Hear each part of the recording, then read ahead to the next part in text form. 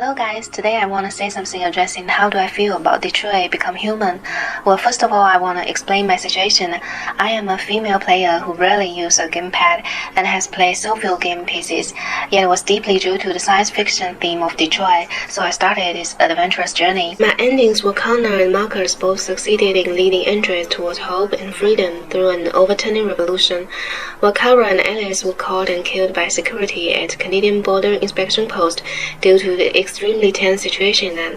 They played dead at Jericho so that avoided going to the prison camp, evaded police, took a detour to the bus station and found a ticket there.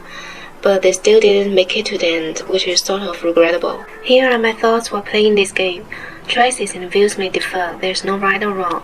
Well, first is Marcus. He chose to listen to Carl, the artist's requirements, not to fight back when Leo's bullying him, which directly caused a dreadful damage to his component parts.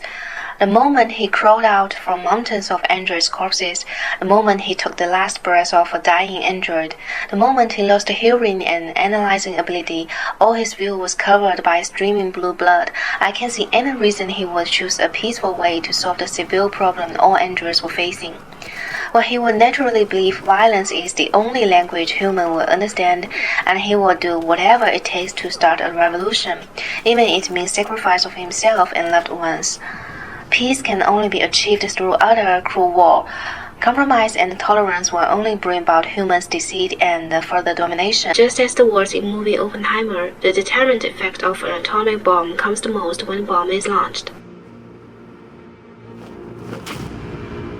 While the second is Kara, she endured Todd's habitual scolding and beating, gradually grew special emotion bonding with Alice, accompanied her, protected her, loved her full-heartedly even after knowing Alice was just another android Todd bought to meet his need. In Kara's eyes, Alice was the reason that she stayed strong and tried her very best to survive. So her decision was always about Alice and put Alice first. Third is Connor. I have to admit this is the role I found a bit confused in early chapters.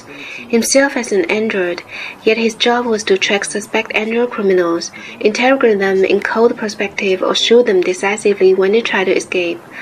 Whether he managed to do his job, whether the deviants were dead or at large, the public opinion constantly went hostile towards androids. Mass audience, they don't know the whole story. They don't know what's really going on and how brutal humans treat these deviants.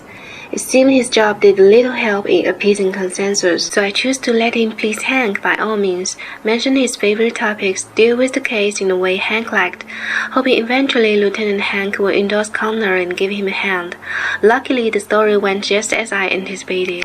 Well, I regard Detroit Become Human an incredible work for its outstanding visual performance, vast quantities of complex relations between every choice, every decision, and every kind of result. One same chapter is worth playing multiple times in various ideas. I guess that's the appeal of immersive interactive games. But I do find some points that maybe have room for further improvement. If the game is to show technological sense, well, clearly it can do better. Essentially, Detroit is about one party sick of being oppressed by another and fight for freedom and equal rights. You can replace androids with any disadvantaged group in human history without affecting the story a single bit. It lacks adequate technical expression. All the drones, modeling, bionic skin, these ain't new stuff at all. I still didn't see astonishing imagination of future. I didn't see the fundamental differences between carbon-based life and silicon-based life. I watched a video clip of Quantic Dream Team talking about producing the game. Their intention was not to create a science fiction universe, but to stick to the contemporary reality, showing that technology becoming more and more invisible, elegant, and credible.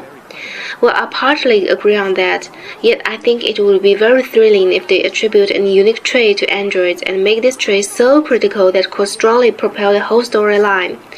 Also, I was looking forward to see a prologue telling how did this self-consciousness first happen, and why did this prototype AX400 Kara start to have her own thoughts and feelings when being set up. To boil it simply down to an epidemic virus is kind of rough and shallow.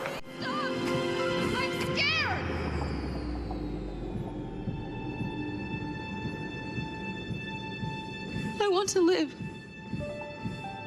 I'm begging you. If the game is to tell a story about human nature, then it still needs to polish the spiritual glamour.